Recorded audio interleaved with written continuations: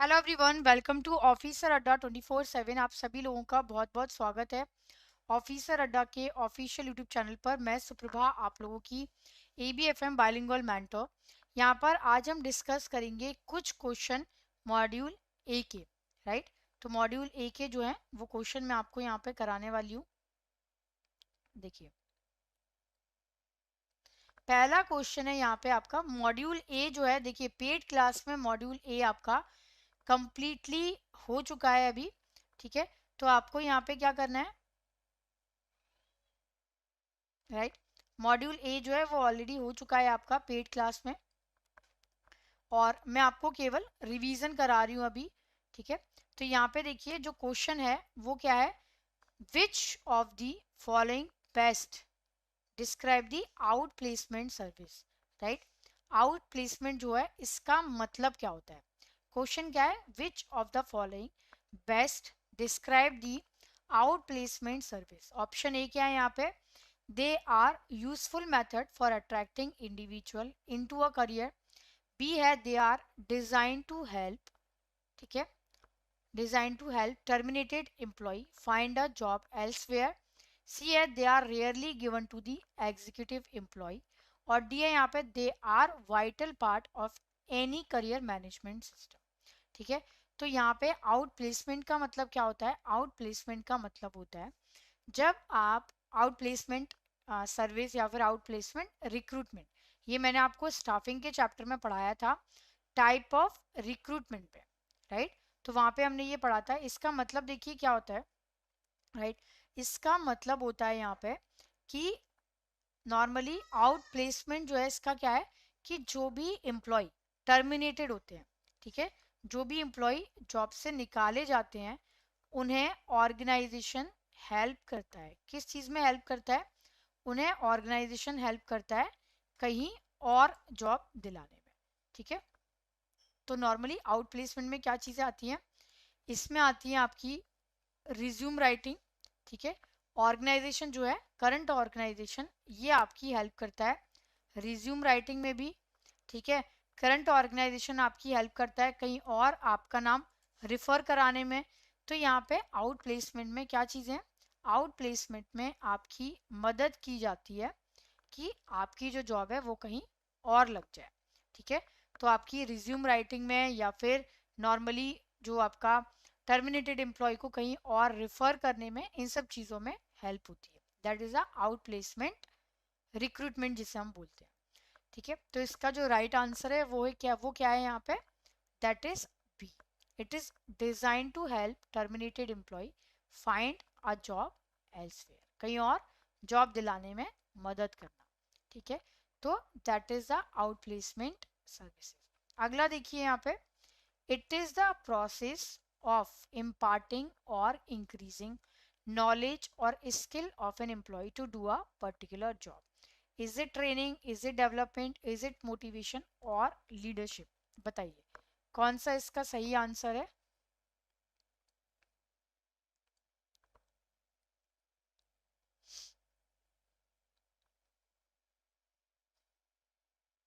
Which one is the right answer for this, बताइए जल्दी से।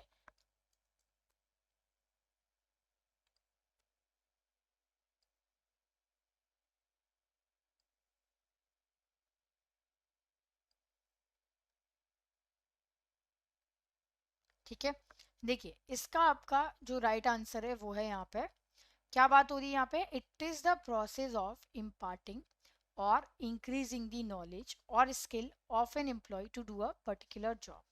ठीक है, तो इसमें क्या है, इसमें नॉलेज या स्किल को इंक्रीज करने में मदद मिलती है। That is training, development, motivation और लीडरशिप। This is training.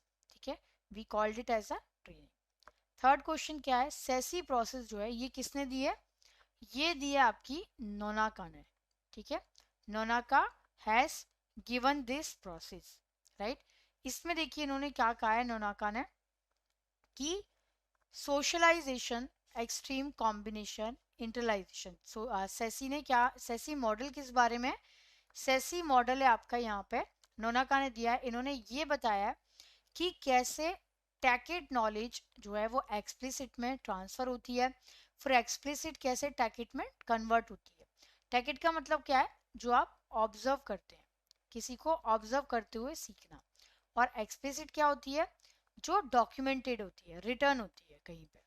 ठीक है, तो यहाँ पे सेसी का फुल फॉर्म क्या है, ऑप्शन ए है socialization, extreme combination, internalization, B है सिक्योरिटी एक्सटर्नल, ये क्वेश्चन अभी दिसंबर में आया था, कॉम्बिनेशन इंटरनलाइजेशन, सी है socialization externalization combination and internalization, socialization externalization combination and initiative. Tell me which one is the right answer.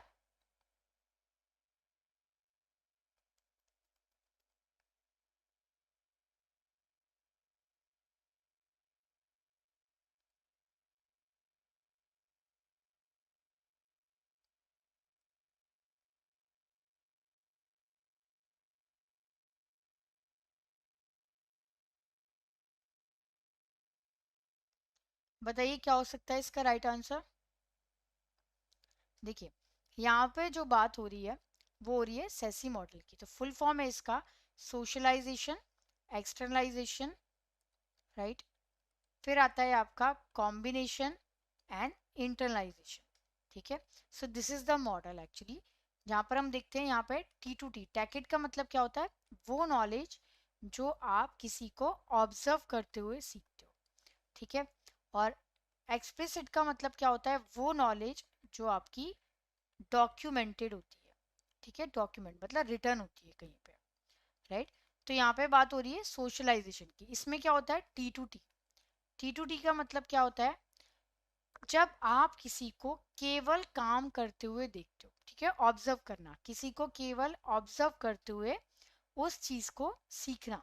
ठीक है, उससे कहते हैं सोशलाइजेशन, राइट।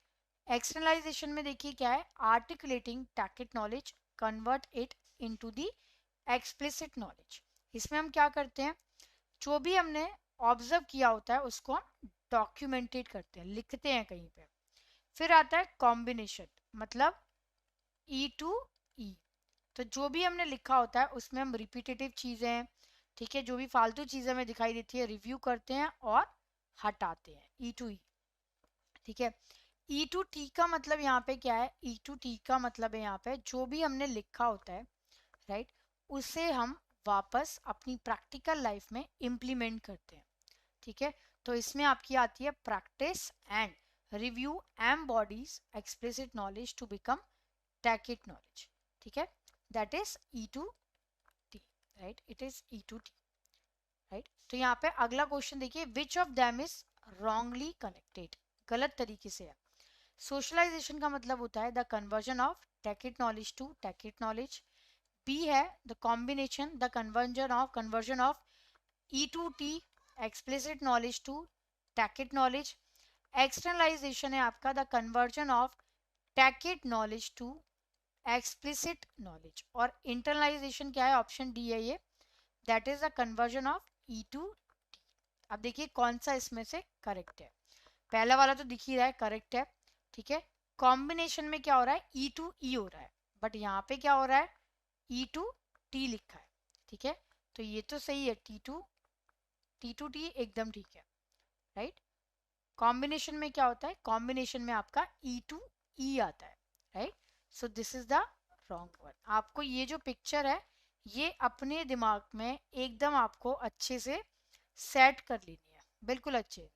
ठीक है, तभी आपको आ पाएगा ये, अदरवाइज नॉर्मली इससे देखिए बहुत अच्छी इवन केस स्टडीज भी निकल के आती हैं, राइट। केस स्टडीज कैसे आती हैं कि एक पर्सन है जो, मतलब एक आपको एक सिनेरियो दिया जाएगा, फिर आपको पूछा जाएगा कि सिचुएशन जो है वो सोशलाइजेशन है एक्सटर्नलाइजेशन है इंटरनलाइजेशन है या कॉम्बिनेशन की है, राइट। इसके बाद आता है हमारा अगला question, this is a procedure in which an employee is urged to seek employment with a new business that offer a better fit for their skill set. This employee refer to the practice of encouraging an employee to seek employment with a different organization.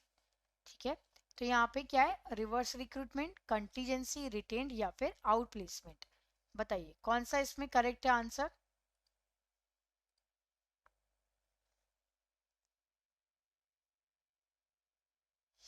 कौन सा answer इसमें आपको correct लग रहा है?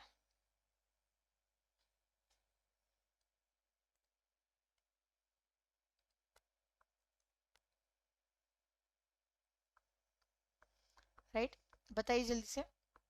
देखिए यहाँ पे क्वेश्चन पूछा जा रहा है, there is a procedure in which employee, right, ये जून में आया था question, is urge to seek employment with a new business that offer a better fit for their skill set. जहाँ पर एम्प्लॉयर को लगता है कि आपके अंदर कोई और स्किल सेट है और आप किसी और पोजीशन के लिए ज़्यादा फिट है, ज़्यादा बेटर है, ठीक है।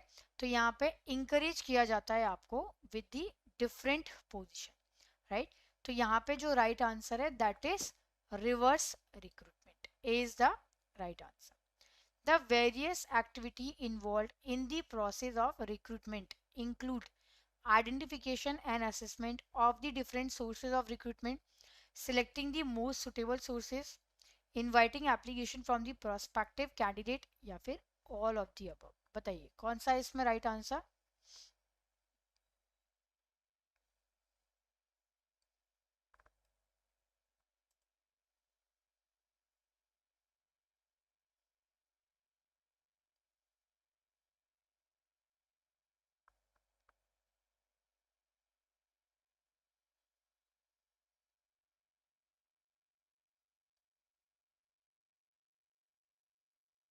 ठीक है, देखिए इसमें आपका right answer the various activity. Recruitment में क्या होता है, रिक्रूटमेंट में आप कभी भी सिलेक्ट नहीं करते, केवल आप इनवाइट करते हैं application. You just attract the applicant so that जो भी प्रोस्पेक्टिव कैंडिडेट है वो आपकी कंपनी में अप्लाई कर। तो सी इसका राइट आंसर है। वेलकम टू ऑफिसर अड्डा 24/7, आप सभी लोगों का बहुत बहुत स्वागत है। तो यहाँ पर आज मैं सुप्रभा आप लोगों के लिए ABFM के मॉड्यूल ए के कुछ इंपॉर्टेंट क्वेश्चन यहाँ पे आपके लिए लेके आई हूँ, राइट। मॉड्यूल ए जो है वो हमारा पेड बैच में, जो पेड बैच हमारा 19 दिसंबर से स्टार्ट हुआ था, ठीक है। तो 19 दिसंबर से स्टार्ट किया था मैंने आपका मॉड्यूल ए, और ये मॉड्यूल ए जो है ये आपका ऑलरेडी कंप्लीट हो चुका है, ठीक है। तो it will be like a revision, और मंडे से आपका स्टार्ट हुआ है, मंडे मतलब आज से या कल से स्टार्ट हुआ है आपका, दैट इज मॉड्यूल बी, ठीक है। तो मॉड्यूल बी भी आपका स्टार्ट हो चुका है। तो यहाँ पर आज हम जो क्वेश्चन करेंगे वो करेंगे मॉड्यूल ए के, राइट। क्योंकि मॉड्यूल ए बहुत ज़्यादा वेटेज भी रखता है एग्जाम में, राइट। और एग्जाम के पॉइंट ऑफ व्यू से भी अगर मैं आपको बताऊं तो it is a very very important module, ठीक है। बहुत स्कोरिंग है, रिपीटेटिव है, one thing is very important, second thing is repetitive है, तो बहुत ज़्यादा आपको मेहनत नहीं करनी। आप अगर इधर मेहनत कर लोगे तो आपको EBM में और HR इलेक्टिव में थोड़ी सी कम मेहनत करनी पड़ेगी, मतलब बहुत ओवरलैपिंग है मॉड्यूल ए ABM से भी और HR इलेक्टिव से भी। तीसरी चीज काफी ज्यादा स्कोरिंग है, ये आपको ABFM को क्लियर करवाने में बहुत ज़्यादा हेल्पफुल है, राइट। तो ये एक ऐसा मॉड्यूल जो इजीली आपको 30 नंबर तो दिला ही देता है। इस बार भी बहुत वेटेज था इसका, एंड जून वाला जो पेपर था उसमें भी इसका काफ़ी ज़्यादा वेटेज था। तो मॉड्यूल ए का एनी हाउ वेटेज आपका बहुत ज़्यादा रहने वाला है, ठीक है। तो इसके लिए आपको क्या करना है, मॉड्यूल ए को अच्छे से पढ़ना है। कोई भी इसमें ऐसा न्यूमेरिकल वाला जो फैक्टर है वो नहीं है, कंप्लीटली थ्योरेटिकल मॉड्यूल है ये, कुछ भी न्यूमेरिकल इस मॉड्यूल में आपका नहीं है, ठीक है। तो चलिए स्टार्ट करते हैं। यहाँ पे पहला क्वेश्चन है, मॉड्यूल ए ही मैं आपको कराने वाली हूँ, और क्वेश्चन आपका कहीं से भी होगा। पहले देखिए, पहले तो हम लोग क्या कर रहे थे, बेसिक्स ऑफ मैनेजमेंट आपका पहला चैप्टर था, ठीक है, basics of management. Second chapter क्या था आपका, that is planning, right, planning था। फिर मैंने आपको कराया था ऑर्गेनाइजिंग, राइट। फिर मैंने आपको कराया था स्टाफिंग, राइट। स्टाफिंग के बाद पेड में हमने किया था डायरेक्टिंग, और इन्हीं के हमने क्वेश्चन आंसर भी किए थे, ठीक है, डायरेक्टिंग एंड देन कंट्रोलिंग। तो अभी जो आज क्वेश्चन है वो आपका रैंडम होगा, रैंडम मतलब कहीं से भी हो सकता है वो, कंट्रोलिंग से भी, स्टाफिंग से भी, ऑर्गेनाइजिंग से भी। टोटल 7 चैप्टर है, और सातों चैप्टर जो है वो बहुत ज़्यादा इम्पोर्टेंट है, ठीक है। कोई भी इसमें ऐसा नहीं है जो आपका इम्पोर्टेंट ना हो, सारे के सारे सातों चैप्टर आपके बहुत इंपॉर्टेंट है, राइट। तो चलिए स्टार्ट करते हैं यहाँ पे हम लोग पहले क्वेश्चन से। ये क्वेश्चन आया भी था जून में। Which of the following, right, which of the following is not a traditional method of controlling. ठीक है, कंट्रोलिंग की इसमें से ट्रेडिशनल मेथड कौन सी है और मॉडर्न टेक्निक कौन सी है। ठीक है, चलिए तो यहाँ पे कंट्रोलिंग का मतलब क्या देखा था हमने। कंट्रोलिंग का मतलब था कि ऑर्गेनाइजेशन में जैसे आपने स्टाफिंग किया, डायरेक्टिंग भी कर लिया। कंट्रोलिंग का मतलब होता है कि ऑर्गेनाइजेशन में जो भी आपने काम दिया है, राइट, क्या एम्प्लॉय वो काम ठीक तरीके से कर भी रहे हैं या नहीं कर रहे हैं। ठीक है, तो कंट्रोलिंग का मतलब क्या होता है। कंट्रोलिंग का मतलब होता है whatever task you have given to them whether they are doing it properly or not। तो कंट्रोल में आप वही कंट्रोल चेक करते हैं स्टैंडर्ड वर्सेस एक्चुअल में। ठीक है, आप इसमें क्या चेक करते हैं, आप यहाँ पे चेक करते हैं स्टैंडर्ड वर्सेस एक्चुअल। ठीक है, क्या जो दिया गया है उसी के अकॉर्डिंग एक्चुअल में भी वर्क हो रहा है या कहीं पर भी डिविएशन है। तो आप उस डिविएशन को फाइंड आउट करने की कोशिश करते हैं। 4 टेक्निक है ट्रेडिशनल में। पहली है आपकी इसमें पर्सनल ऑब्जर्वेशन।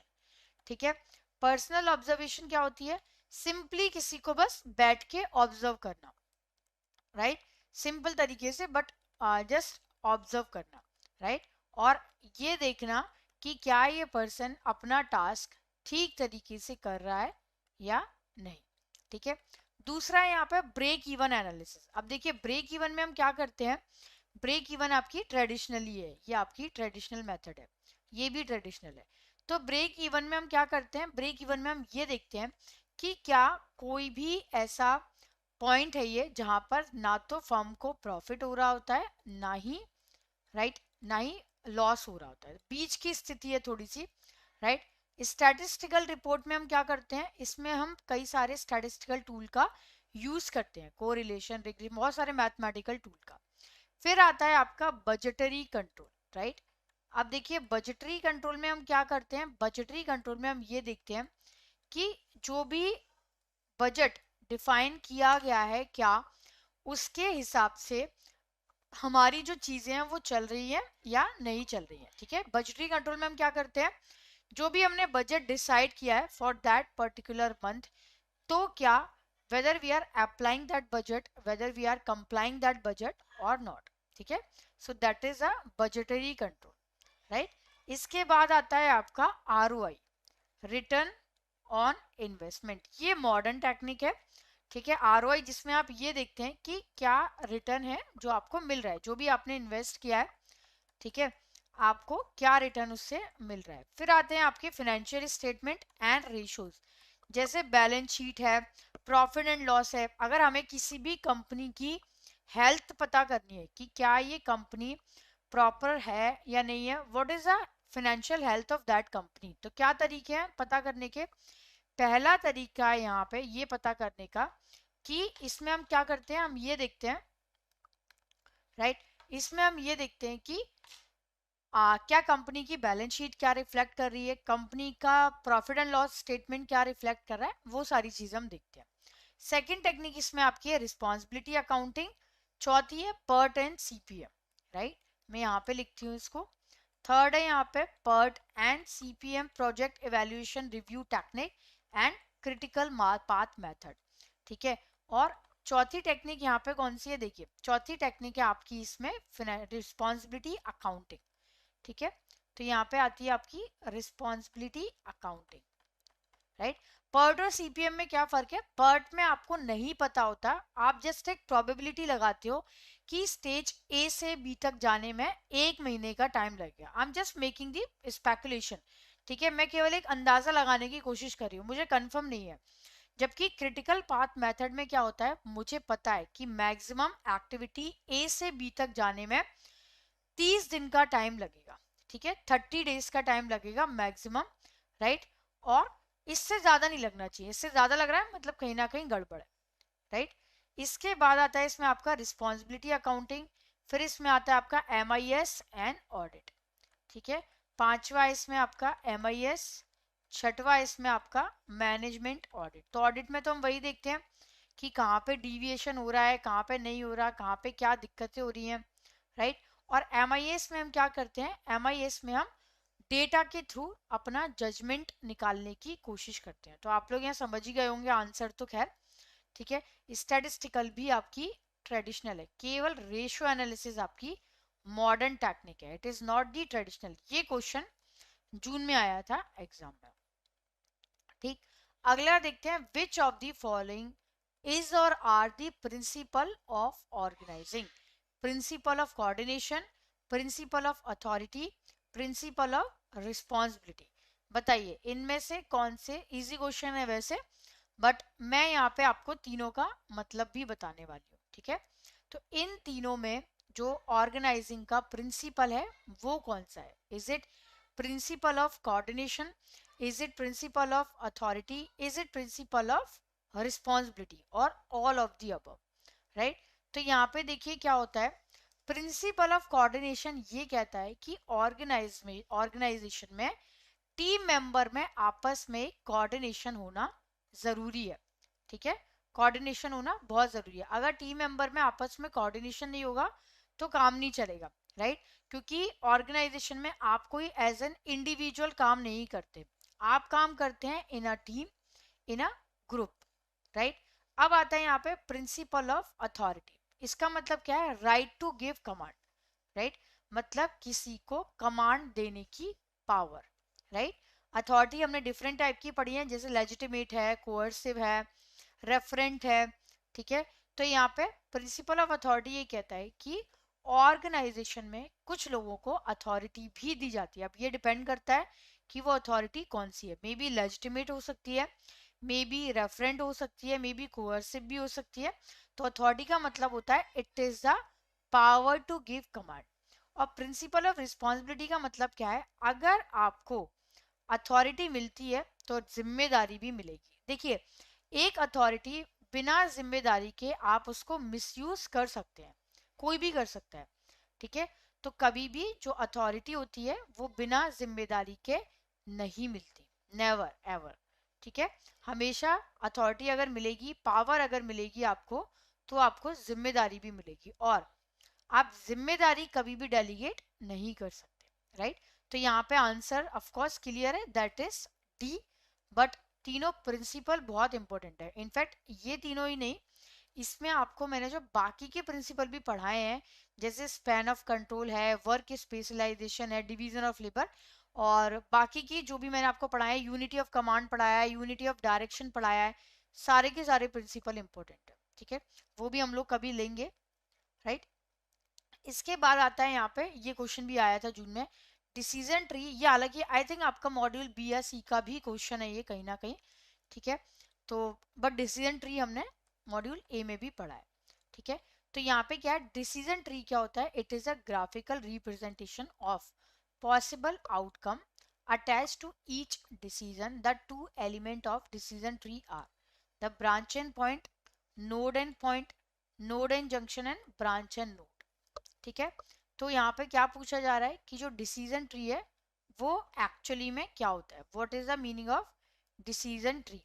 देखिए डिसीजन ट्री में हम क्या करते हैं, डिसीजन ट्री एक फ्लो चार्ट टाइप का होता है। आई होप आपने प्रोजेक्ट मैनेजमेंट अगर पढ़ा होगा तो वहां पे आपने इसको जरूर देखा होगा।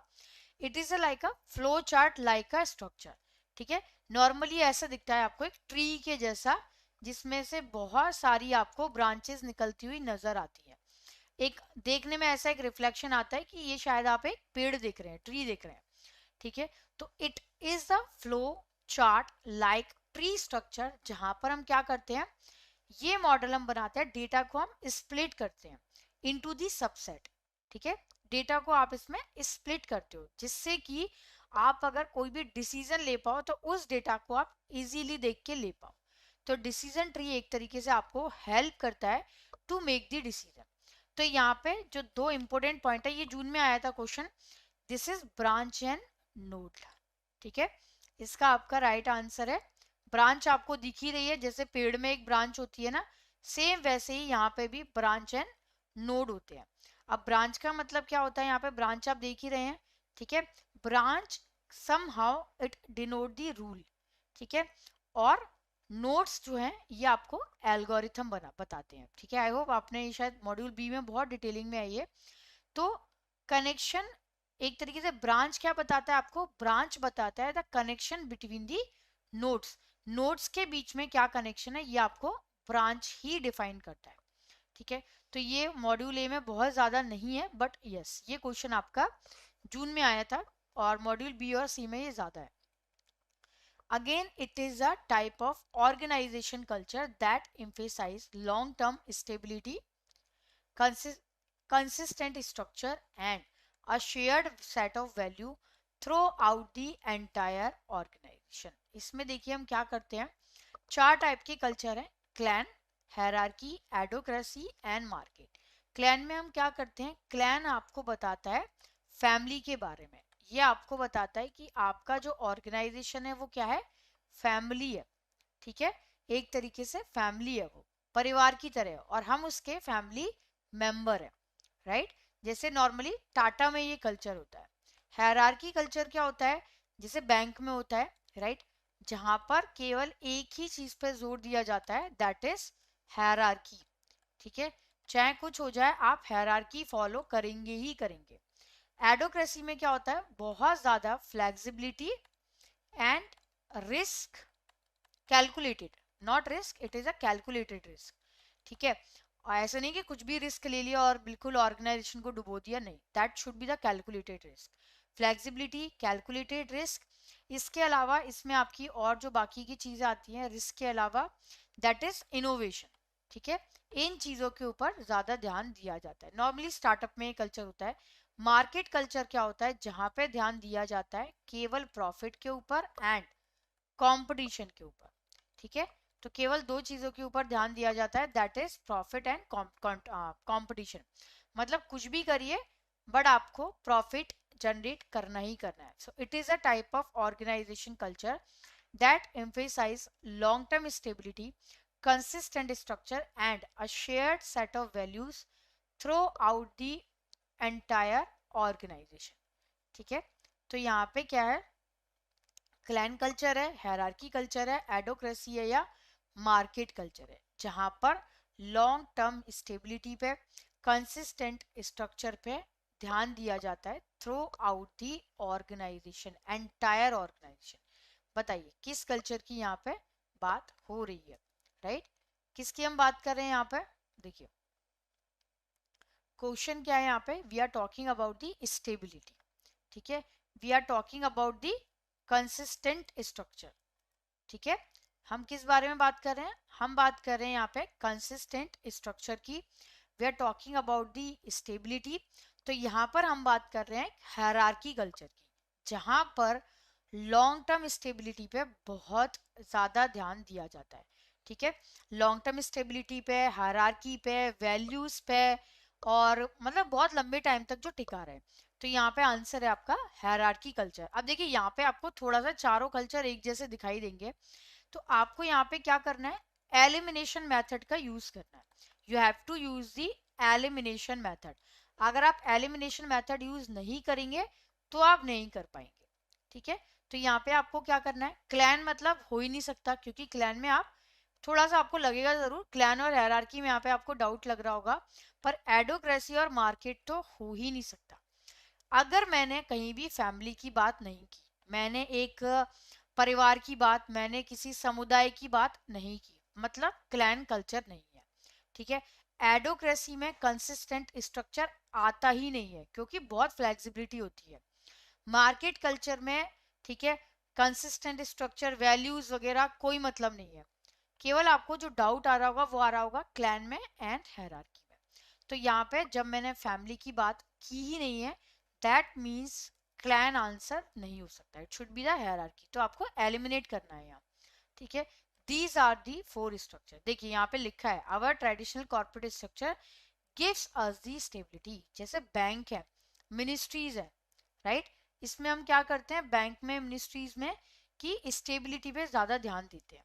ठीक है, इसके बाद आपको ये जो 7 चेंज मॉडल है, मैकिंसी का 7S मॉडल, लुइन का change model, nudge theory, ADKAR theory, bridge transition, Kubler Ross and Kotler का 8 स्टेप चेंज मॉडल, राइट, ये चारों मॉडल जो है, सॉरी 7 मॉडल जो हैं, बहुत ज्यादा इंपॉर्टेंट है, मतलब आप इसको छोड़ ही नहीं सकते, मतलब सारे के सारे इंपॉर्टेंट है। इस बार क्वार्टर से क्वेश्चन आया था, जून में जो क्वेश्चन आया था वो लुइन के चेंज मॉडल से आया था, मैक किसी का 7S मॉडल है, नज थ्योरी है, ये सारे के सारे इतने इंपॉर्टेंट हैं।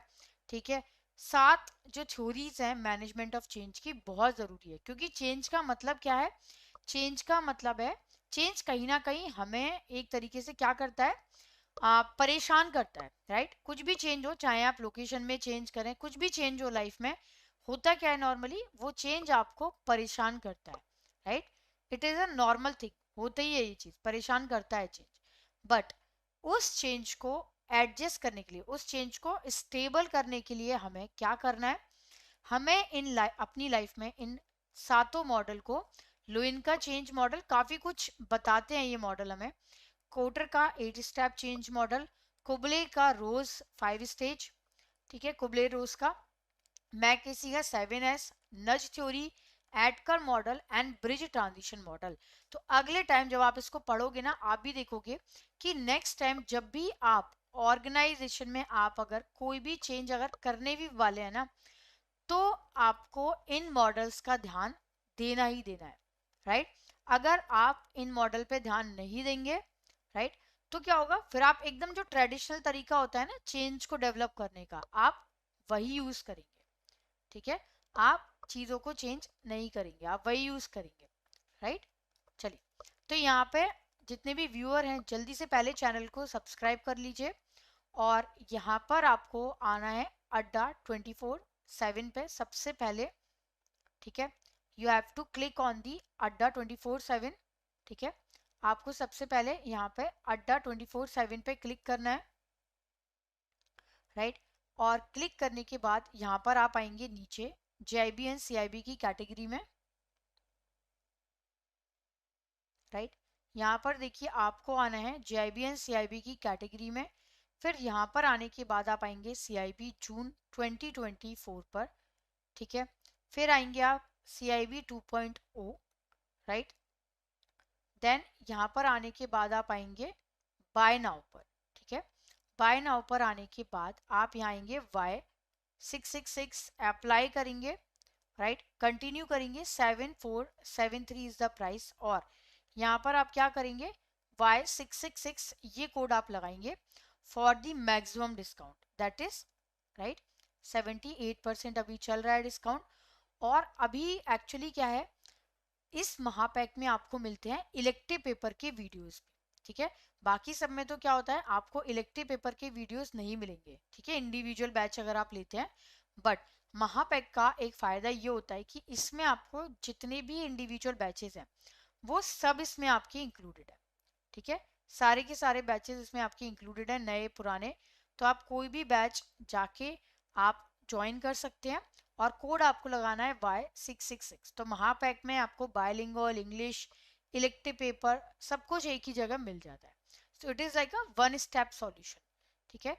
इसके बाद आता है आपका ये शपथ बैच है, जहां पर मैंने अभी 10 जनवरी को ABM शुरू किया है, अभी हाल ही में स्टार्ट हुआ है ये, ठीक है। आज इसमें ABFM भी शुरू हो चुका है प्रियांशु मैम का, ठीक है।